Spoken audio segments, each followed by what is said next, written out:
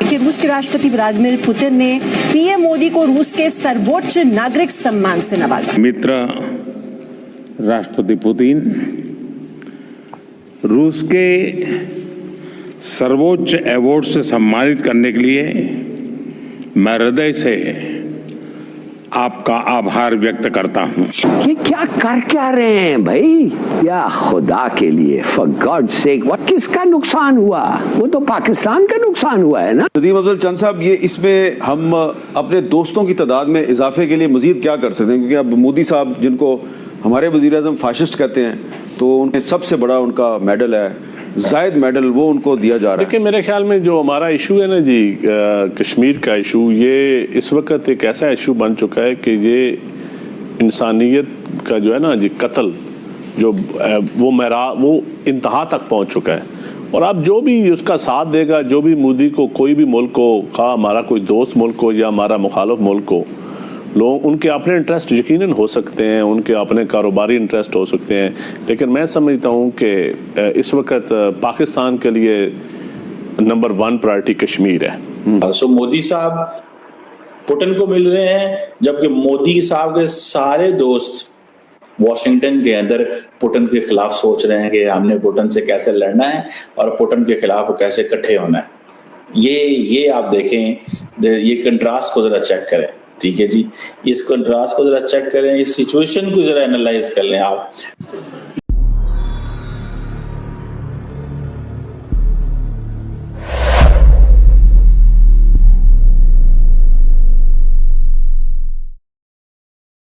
मोदी को रूस का सर्वोच्च नागरिक सम्मान दिया गया।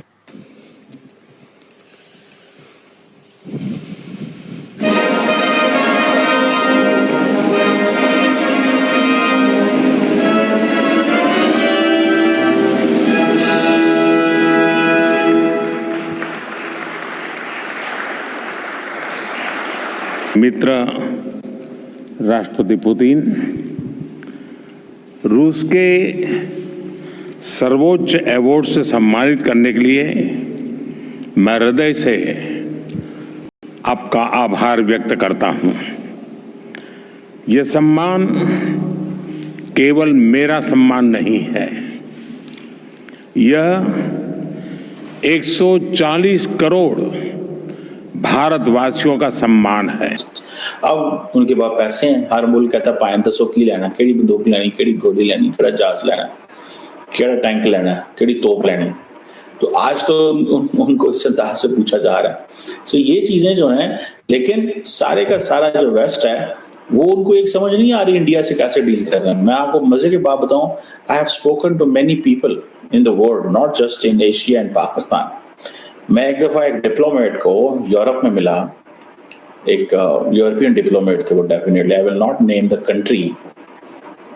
उन्होंने मुझे कहा कि we are investing in patience, हम सब्र में इन्वेस्टमेंट कर रहे हैं भारत के हवाले से, कि वो पसंद नहीं कर रहे कि भारत एक तरफ पुतिन से जफियां डालता है और दूसरी तरफ हमें भी, हमारे पास भी आ जाता है, और हमारा जो सारे का सारा वेस्ट है वो जा रहा है इंडिया। हमें समझ नहीं आ रही कि हमने क्या करना है, क्योंकि आज तक कभी इस तरह के हालात ही पैदा नहीं हुए। क्योंकि जितना भी यूरोप था ये तो एक है, और दूसरा इनको कभी जरूरत ही नहीं पड़ी किसी दुनिया के मुल्कों की। अब चाइना के मुकाबले में वो आ गए हैं। वो अच्छा, यूरोप की पोजीशन चाइना के बारे में और है, अमेरिका की और है। आप छोटा सा एक और क्लिप देख लो उसमें। लेकिन मुझे ऐसा लगता है कि कहीं ना कहीं मोदी जी पुतिन को समझाने गए हैं और कहीं ना कहीं बाकी दुनिया का मैसेज लेकर गए, क्योंकि पुतिन ने और किसी की सुननी नहीं है। देखो, ये सब बातें शी जिनपिंग बोलेगा नहीं पुतिन को। क्यों नहीं बोलेगा?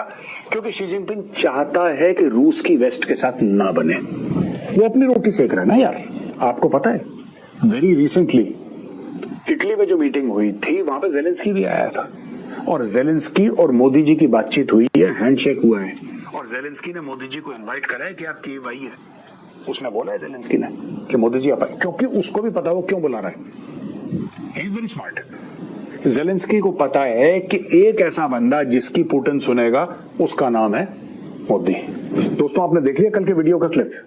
साफ सीधी बात है, मोदी जी वहां पे गए हैं और मोदी जी खत्म करवाएंगे रशिया यूक्रेन का वॉर। मैं ये नहीं कह रहा कि अकेले खत्म करवाएंगे, इसमें और भी पार्टीज होंगी।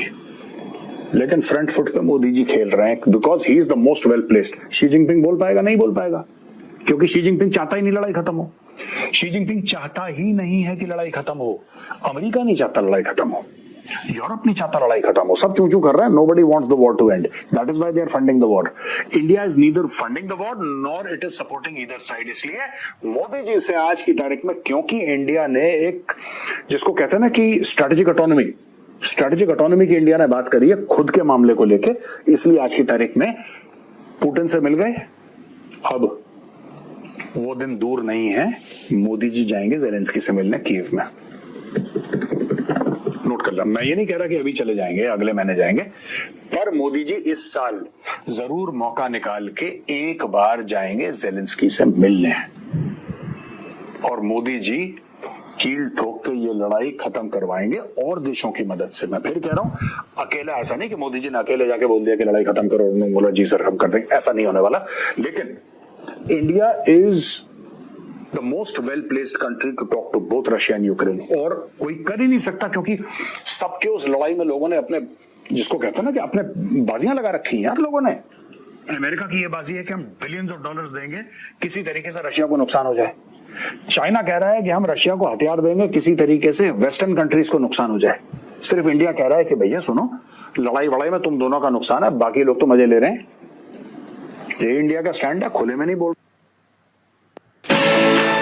আমার নাম बोल रहा है इंडिया, लेकिन समझाया होगा मोदी जी ने कि भाई पुतिन, शी जिनपिंग मजे ले रहा है तेरे भाई, शांत हो जा थोड़ा सा, वो तो मजे ले रहा है बैठ के, उसको क्या करना है, वो चुपचाप हथियार देता रहेगा, लड़ेगा क्यों?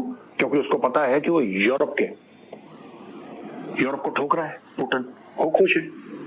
अमेरिकन क्यों खुश है? क्योंकि यूक्रेनियंस रशियन सोल्जर्स को मार रहे हैं, वो खुश है। तो दोनों के दोनों बन रहे हैं प्रॉक्सीज। यूक्रेन बन रहा है वेस्ट का प्रॉक्सी, और चाइना चाहता है कि रशिया बन जाए चाइना का प्रॉक्सी, जो रशिया बनना नहीं चाहता। इसलिए रशिया ने एक हल्का सा मैसेज चाइना को दे दिया। इसको भी देखिएगा चाइनीज मीडिया कैसे एनालाइज करता है, देखते रहिएगा। ग्लोबल टाइम्स के एडिटोरियल लिखेगा बीच में, परेशान हो रहा होगा अभी बीजिंग में बैठा हुआ, ठीक है ना, और वो लिखेगा। बात करी थी मेजरली राइट का एक वीडियो आया था, आप जरूर जाके देखना, लाओस का। लाओस के साथ क्या करा ये रशिया को पता है, इसीलिए रशिया ने चुपचाप भारत को मैसेज ये दिया है कि यार देखो, आप ये मत सोचना कि हम बिल्कुल चाइना की गोद में जाके बैठ गए, हम आपको बहुत इंपॉर्टेंस देते हैं। इसमें ये मतलब नहीं है कि इंडिया को ज्यादा इंपॉर्टेंस देता है चाइना से, लेकिन ये मैसेज इंडिया से ज्यादा उसने चाइना को दिया है कि आप इंडिया को हल करना। अब आप ये मत कहने लगना कि मेजर साहब ऐसा है कि कल अगर लड़ाई होगी तो कौन किसका साथ देगा। कई लोग मुझसे पूछते हैं लिख के कि मेजर साहब एक बात बताइए, अगर कल युद्ध हो जाता है चीन और भारत का, तो रशिया किसकी साइड लेगा? क्या वो चीन की तरफ से लड़ेगा कि भारत की तरफ से? आप एक बात बताओ, मैं आपसे पूछता हूं, रूस और यूक्रेन की लड़ाई हो गई, आप किसकी तरफ से लड़े? अगर आप ये कहें कि भाई हम रूस के साथ खड़े हैं और हम भारतीय सेना भेज रहे हैं, भारतीय एयरफोर्स, भारतीय नेवी भेज रहे हैं जो रूस के साथ लड़ेगी यूक्रेन के खिलाफ, अगर आप ऐसा कदम उठाएंगे तो हो सकता है कल रूस भी बोलेगा ठीक है, अगर आप फंस गए चीन के साथ तो हम आपके साथ हैं। और आप ऐसा नहीं कर रहे ना, जब आप ऐसा नहीं कर रहे तो आप तवज्जो कैसे रखते हैं कि वो ऐसा करेगा? तो ऐसा होता नहीं है इंटरनेशनल रिलेशन में, जब तक आपकी कोई सॉलिड संधि ना हो। जैसे नेटो, एक नेटो के मेंबर को आपने अटैक करा, मतलब कि वो 32 ततैयों का जो वो है ना छत्ता, आपने उसमें आग लगा दी, फिर सारे के सारे चिपक जाएंगे। ये